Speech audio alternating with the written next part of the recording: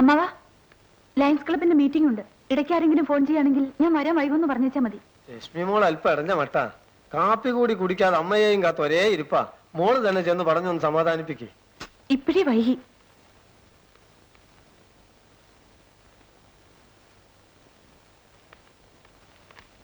മോളെ,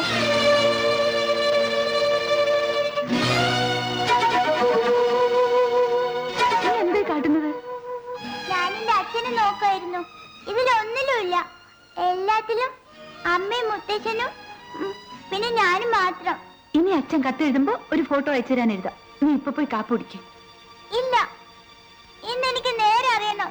എന്റെ അച്ഛൻ ജയിലല്ലേ? അതും ആരും കൊന്നതിന്.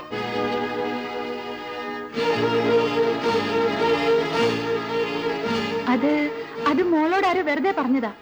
അല്ല, സ്കൂളിൽ വെച്ച് എന്റെ ഫ്രണ്ട് പറഞ്ഞു. ഇത്രയും കാലം അമ്മ നുണ പറഞ്ഞല്ലേ? സത്യം പറഞ്ഞാലേ ഞാൻ അമ്മയെ വിടൂ. എല്ലാം അറിയണം നിനക്കല്ലേടി? മുളച്ച് രണ്ടില വിരിഞ്ഞില്ല, അതിനുമുമ്പ് ഇത്ര അഹങ്കാരം. ഓസുരവിത്ത്. അതെ, നിന്റെ അച്ഛൻ കൊലയാളി തന്നെയാ. നിന്റെ മുത്തച്ഛനെ കൊന്ന കുറ്റത്തിന് ജയിലിൽ കിടക്കുന്ന കൊലപ്പുള്ളിയുടെ മോളാ നീ. തൃപ്തിയായില്ല നിനക്ക്? എന്താ മോളെ ഈ കാണിക്കുന്നത്? അത് ഈ കുഞ്ഞിനോട്. ഇവരുടെ മനസ്സ് വേദനിക്കരുതെന്ന് കരുതിയ ഞാനിതൊക്കെ ഒളിച്ചു വെച്ചത്. ഒടുവിൽ കള്ളപ്പുള്ളിയെ പോലെ ഇവളെ എന്നെ വിസ്തരിക്കാൻ തുടങ്ങി. മോള് ഇതത്ര കാര്യമായി എടുക്കണ്ട. മോള് കരയാതെ.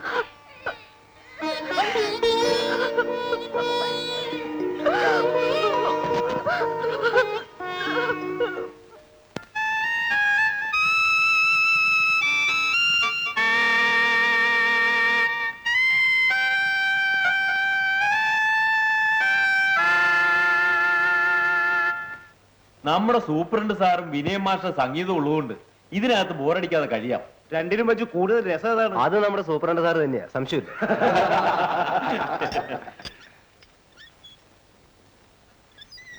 സുകുമാരൻ പുറത്തേക്ക് വരൂ. സുകുമാരനെ കൊണ്ട് സുകുമാരനെ കുറിപ്പ് ആക്കല്ലേ സാറേ? അതും അതിന്റെ അപ്പുറം ഇതിനകത്ത് നടക്കും. തന്റെ ഭാര്യ വന്ന് കാത്തു നിൽക്കുന്നു, കാണണമെങ്കിൽ വാ. സുകുമാരന്റെ ഒരു സന്തോഷം കണ്ടോ? ഇനി ഇല്ലാതിരിക്കുമോ? അവനിവിടെ വന്നിട്ട് 5 ദിവസമേ ആയുള്ളൂ. മാഷ് വന്നിട്ട് 5 കൊല്ലമായി. ഇതുവരെ മാഷെ കാണാൻ ആരും വന്നു കണ്ടിരുന്നില്ല. മാഷക്ക് സ്വന്തക്കാരുമില്ലേ? ആരുമില്ലായിരുന്നെങ്കിൽ എന്നാശിച്ചു പോവുകയാണ്.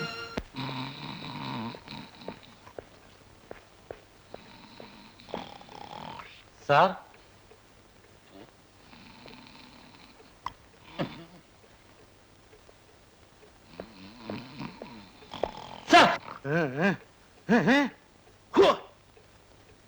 ഡ്യൂട്ടിക്കിടെ വന്ന് ശല്യം ചെയ്യുന്നു പറഞ്ഞിട്ടല്ലേ?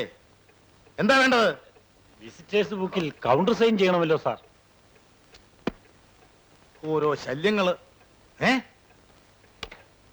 ഒരു ഫീമെയിൽ വിസിറ്റർക്ക് മാത്രമേ ഞാൻ അനുമതി കൊടുത്തിട്ടുള്ളൂ. ആ സ്ഥാനത്ത് 2 പേരെ കയറ്റിവിട്ടതാരാ?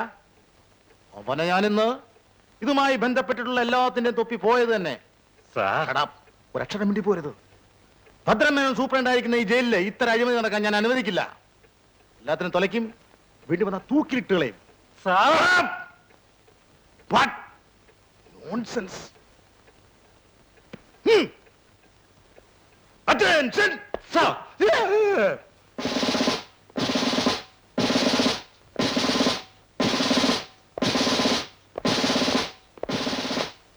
അനുവാദമില്ലാതെ ഇതിനകത്ത് കടന്നു വന്ന വിസിറ്റർ എവിടെ? I will shoot him. ഇവർ 2 പേര് മാത്രമേ വിസിറ്റേഴ്സ് ആയിട്ടുള്ളൂ സാർ. കൂടെയുള്ള ഒരു കുട്ടിയാണ് തനിക്ക് പറഞ്ഞു തൊലയ്ക്കാമായിരുന്നില്ലേ? ഇഡിയറ്റ്. അതിന് വാതുറക്കാൻ സാർ സമ്മതിച്ചില്ലല്ലോ. ഞാനെന്താ തന്നെ വായി കയറിയിരിക്കായിരുന്നോ? വിവരമില്ലാത്തവൻ. നോൺസെൻസ്. സർക്കാർ വക തൊപ്പി തലേ കയറി കഴിഞ്ഞാൽ പിന്നെ ഒറ്റ എണ്ണത്തിനും വിവരമില്ല. അഹങ്കാരികൾ. നോൺസെൻസ്.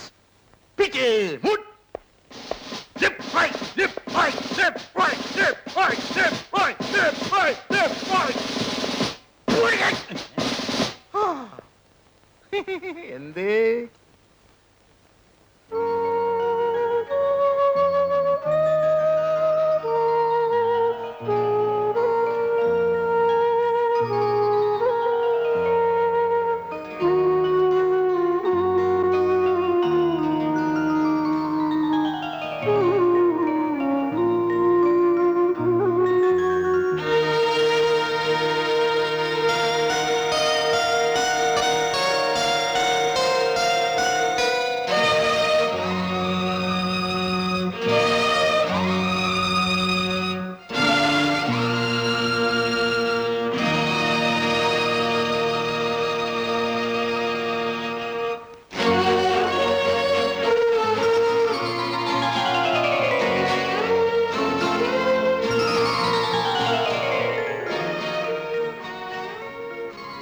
പൊതുജനങ്ങളെ പിഴിഞ്ഞ് കൊള്ളലാഭം ഉണ്ടാക്കുന്ന മുതലാളി അതിന്റെ ചെറിയൊരു അംശം മാത്രമായി 20% ബോണസ് തൊഴിലാളികൾക്ക് തന്നേ പറ്റൂ. പൊതുജനങ്ങളെ പിഴിഞ്ഞ് കൊള്ളലാഭം എടുക്കുന്നതിൽ നിങ്ങൾക്ക് എതിർപ്പില്ല, പക്ഷേ അതിലൊരു അംശം നിങ്ങൾക്കും കിട്ടണം. അതല്ലേ പ്രശ്നം? തൊഴിലാളികൾക്ക് ന്യായമായി കിട്ടേണ്ട ബോണസാണ് ഇവിടെ പ്രശ്നം. അതിനിടയ്ക്ക് ആവശ്യമില്ലാത്ത കാരണങ്ങൾ കൊണ്ടൊന്ന് ഞങ്ങളെ ചതിക്കാനാണ് ഒരുക്കമെങ്കിൽ പണിമുടക്ക് തന്നെ ആയിരിക്കും എന്റെ ഫലം. നമ്മൾ രണ്ടുപേരും പറയുന്ന വിഷയം ഒന്ന് തന്നെ, അത് പറയുന്ന രീതിയിലാണ് വ്യത്യാസം. അതായത് കമ്പനിക്ക് ലാഭം ഉണ്ടെങ്കിൽ തൊഴിലാളികൾക്ക് ബോണസ് കിട്ടണം. അതെ, ഒരാഴ്ചക്കുള്ളിൽ കമ്പനിയുടെ ബാലൻസ് ഷീറ്റ് പുറത്തു വരും. ലാഭം ഉണ്ടെങ്കിൽ തീർച്ചയായും ബോണസ് കിട്ടിയിരിക്കും. എന്താ പോരെ? എന്നാലും പണിമുടക്കിനെ പറ്റി മറക്കണ്ടെന്ന് മുതലാളിയോട് പറഞ്ഞേക്കണം. കുറുക്കൻ ചത്താലും കണ്ണ് കോഴിക്കൂട്ടില്ല. പ്രശ്നങ്ങളൊന്നും ഇല്ലെങ്കിലും നേതാവിന് പണിമുടക്കണം. ആ, ഈ നാടിന്റെ ഒരു ഗതികേട്. മിസ്റ്റർ വിനയൻ, ലാഭം ഉണ്ടാക്കുന്നത് എനിക്കും എന്റെ കുടുംബത്തിനും വേണ്ടിയാണ്. ജോലി ചെയ്യാതെ ശമ്പളം പറ്റുന്ന ഈ അലവലാദികൾ കൊടുക്കാൻ വേണ്ടിയല്ല. സർക്കാരിന്റെ നിർബന്ധിത ബോണസ് അല്ലാതെ 10 പൈസ കൂടുതൽ കൊടുക്കാൻ ഞാൻ തയ്യാറല്ല. സാർ അങ്ങനെ വാശി പിടിക്കരുത്. എത്ര ചുരുക്കിയാലും 20% ബോണസ് കൊടുക്കാനുള്ള ലാഭം കമ്പനി ഉണ്ടാക്കിയിട്ടുണ്ട്. അത് സമ്മതിച്ചു. ഈ കൊല്ലം കുറെ ലാഭം ഉണ്ടായിട്ടുണ്ട്. പക്ഷേ നമ്മുടെ എതിരാളികൾ അവരുടെ എല്ലാ എക്യുപ്മെന്റ്സും മോഡേണൈസ് ചെയ്ത് കഴിഞ്ഞു. നമ്മുടെ ഈ പഴയ എക്യുപ്മെന്റ്സ് വെച്ച് എത്ര കാലം നമുക്ക് പിടിച്ചിരിക്കാൻ കഴിയും? അത് മിസ്റ്റർ വിനയൻ ചിന്തിച്ചോ? സാർ ഇപ്പൊ പറഞ്ഞാൽ കാര്യമുണ്ട്. മോഡേണൈസ് ഓർ പെരിഷ് എന്ന നിലയാണെന്ന്. പക്ഷേ തൊഴിലാളികളെ എന്ത് പറഞ്ഞ് സമാധാനിപ്പിക്കും? തരാൻ മനസ്സിൽ നിന്ന് പറയണം. എന്താ ഇവനെ കൂടി ചേർന്ന് എന്നെ ഞൊട്ടിക്കളയുമോ? അങ്ങനെ ധൈര്യമായിട്ടൊന്നുമില്ല അച്ഛാ. ഇവന്മാരെയൊക്കെ പേടിക്കാൻ തുടങ്ങിയ പിന്നെ ഒളിക്കാൻ സ്ഥലമില്ലാതാവും. ലാഭമുണ്ടെങ്കിലല്ലേ ബോണസ് കൂട്ടി കൊടുക്കേണ്ടി വരൂ. ലാഭമേ ഇല്ലാതാക്കിയാലോ? അതിപ്പോ എലിയെ പേടിച്ച് ഇല്ലം ചുട്ട കഥയാവും. ലാഭത്തിൽ വെക്കുന്ന നമ്മുടെ ഉൽപ്പന്നങ്ങൾ നാളെ മുതൽ വില കുറച്ച് നഷ്ടത്തിൽ വെക്കണം. നല്ല ബുദ്ധി തന്നെ. എല്ലാം കണക്കുകളിലും കടലാസിലും മാത്രം. നമ്മുടെ വിൽപ്പന മുഴുവനും നമ്മളൊരു ഏജൻസി മുഖാന്തരം നടത്തുന്നു. കിട്ടുന്ന ലാഭത്തിന്റെ നല്ലൊരു ശതമാനം ഏജൻസിയുടെ കണക്കിൽ പോകും. അങ്ങനെ ഒരു ഏജൻസി നമുക്കില്ലല്ലോ. പിൽക്കാല പ്രാബല്യത്തോടെ ഒന്നുണ്ടാക്കണം. അതോടെ ബാലൻസ് ഷീറ്റിൽ ലാഭവിധം കുറയും. Wonderful idea. Congratulations mister Vinayan. ഈ നിസാര കാര്യത്തിന് ഇത്ര വളഞ്ഞ വഴി. വെട്ടൊന്ന് തുണ്ടൻ രണ്ട്. അതാണ് എന്റെ പോളിസി. അങ്ങനെയല്ല സാർ. സമരത്തിന് കാരണം നോക്കി നടക്കാണ് ആ നേതാവ്. ഇപ്പോ അതിന് നമ്മൾ തന്നെ ഒരു വഴി വെച്ച് കൊടുക്കണോ? ഈ ഒരു പ്രാവശ്യത്തേക്ക് നിങ്ങൾ പറഞ്ഞ പോലെ നടക്കട്ടെ. പേടിച്ചിട്ടൊന്നുമല്ല. മനസ്സിലായോ? അതെനിക്കറിയാം സാർ. പറ്റേ. അച്ഛന്റെ ധൈര്യം സമ്മതിച്ചിരിക്കുന്നു. ഉണ്ണിത്താനെ ഇവനൊന്നും ശരിക്കറിഞ്ഞിട്ടില്ല മോളെ. CM മുതൽ PM വരെ എന്റെ കയ്യിലാണ്. CM-ഉം BM-ഉം ഒക്കെ കയ്യിലിരിക്കുകയുള്ളൂ. അച്ഛന്റെ എടുത്തുചാട്ടത്തിൽ ഒരു പണിമുടക്കുണ്ടായെങ്കിൽ കാര്യങ്ങൾ ആകെ കുഴഞ്ഞനെ. ഏതായാലും വിനയനെ പോലെ ഒരു മാനേജറെ കിട്ടിയത് ഭാഗ്യം. നീ എന്താ കാലുമാറി സംസാരിക്കുന്നത്? ഇതുവരെ എന്നെ സപ്പോർട്ട് ചെയ്തിട്ട്? അത് വിനയന്റെ മുമ്പിൽ അച്ഛനെ കൊച്ചാക്കരെന്ന് വെച്ചിട്ടല്ലേ. അമ്പടി, അപ്പൊ നീ എന്റെ കാലുമാരി ആയിരുന്നല്ലേ? ഒരു എക്സിക്യൂട്ടീവിന് വേണ്ട എല്ലാ കഴിവുകളും വിനയനുണ്ട്. പ്രത്യേകിച്ച് പെട്ടെന്നൊരു തീരുമാനം എടുക്കുന്ന കാര്യത്തിൽ. അതെ അതെ, ഞാനും വിനയനെ ശ്രദ്ധിക്കാൻ തുടങ്ങിയിട്ട് കുറച്ചു കാലമായി. സാറേ, എന്താ? ഫാക്ടറിക്കകത്ത് അക്രമം നടക്കുന്നു. ആ നേതാവും കൂട്ടരും അടുത്തിറക്കുമതി ചെയ്ത് ആ മോൾഡിംഗ് മെഷീൻ നശിപ്പിച്ചു. വെറുതെ വർത്തമാനം പറഞ്ഞുകൊണ്ട് കാര്യമില്ല. കൈകൊള്ളുമ്പോൾ മുതലാളി താനേ പഠിക്കും ഈ കളി തീക്കളിയെന്ന്. തൊഴിലാളി വർഗം തോറ്റ ചരിത്രമേയില്ല. ഉണ്ട്. നിന്നെ പോലത്തെ മനസാക്ഷിയില്ലാത്ത നേതാക്കന്മാരെ നയിക്കുന്ന തൊഴിലാളികൾ തോൽക്കും. അതിന് തെളിവാണിത്. തൊഴിലാളികളുടെ അധ്വാനത്തെ ചൂഷണം ചെയ്ത് ജീവിക്കുന്ന ഇത്തരം തെണ്ടികളെ എന്താണോ പറഞ്ഞത്?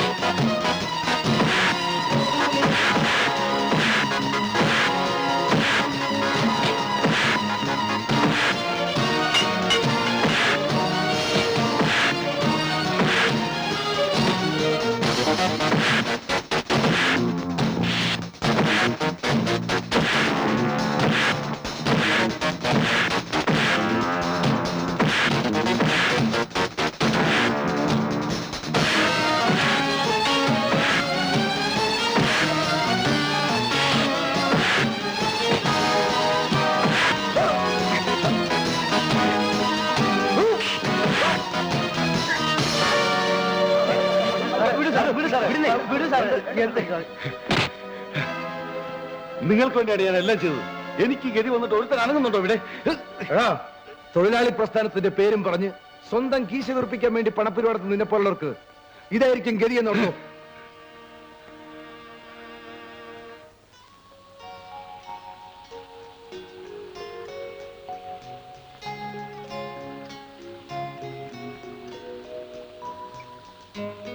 ആ, നിന്റെ അഭിപ്രായം പറഞ്ഞില്ലല്ലോ.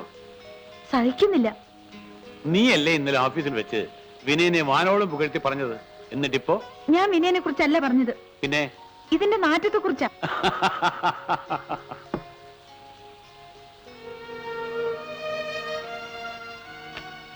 നിന്റെ അമ്മയ്ക്കും ഇത് വെറുപ്പായിരുന്നു. അവൾ ഉള്ളപ്പോൾ ഞാനിത് കൈകൊണ്ട് തൊടുമായിരുന്നില്ല. നിന്നെ തന്നിട്ട് അവൾ പോയി. അവൾ പോയ ദുഃഖം തീർക്കാൻ ഞാൻ കണ്ടുപിടിച്ച വഴി മറ്റൊരു വിവാഹത്തിന് എന്റെ അച്ഛനും അമ്മയും വളരെയധികം നിർബന്ധിച്ചു. എന്നെങ്കിലും നിനക്കതൊരു ദുഃഖത്തിന് വഴിയളിക്കുമെന്ന് കരുതി ഞാൻ സമ്മതിച്ചില്ല. ഒരമ്മയുടെ കുറവെന്തെന്ന് അറിയിക്കാതെ എന്നെ വളർത്തിയ അച്ഛനെ തനിയെ വിട്ടു പോകേണ്ടി വരുമെന്ന് ഓർക്കുമ്പോ കല്യാണമേ വേണ്ടെന്ന് തോന്നുന്നു. നിന്നെ പിരിഞ്ഞ് ജീവിക്കാൻ അധികകാലം ഈ അച്ഛനൊപ്പം. വിനയനാവുമ്പോ നിങ്ങൾക്ക് രണ്ടുപേർക്ക് ഇവിടെ കഴിയാം. നീ എന്തു പറയുന്നു? വിനയനെ എനിക്കിഷ്ടമാണ്, പ്രത്യേകിച്ചും ഇന്നലെ അവൻ കാണിച്ച ആത്മാർത്ഥത കണ്ടതിന് ശേഷം. എനിക്കും വിനയനോട് വെറുപ്പൊന്നുമില്ല. ഇത്തരം ഒഴുക്കം മറുപടി കൊണ്ട് രക്ഷപ്പെടാമെന്ന് കരുതണ്ട. ഇക്കാര്യത്തിൽ ഒരു തീരുമാനമെടുക്കേണ്ടത് നീ തന്നെയാണ്. ഈ വക കാര്യങ്ങളിൽ ഞാൻ തീരെ അൺറൊമാൻറ്റിക് ആണെന്ന് അച്ഛനറിയാം. എല്ലാ വശങ്ങളും ആലോചിക്കാതെ അച്ഛനൊരു തീരുമാനം എടുക്കില്ല. ആ തീരുമാനത്തെ ഞാൻ ഇന്നുവരെ എതിർത്തിട്ടുണ്ടോ? എങ്കിൽ നാളെ തന്നെ വിനയനോട് ഞാൻ സംസാരിക്കാം. മാനേജർ പോസ്റ്റിന് വിനയനെ ഇന്റർവ്യൂ ചെയ്ത അച്ഛനല്ലേ? ആ. ഇത്തവണ ചാൻസ് എനിക്ക് വിട്ടു തരണം.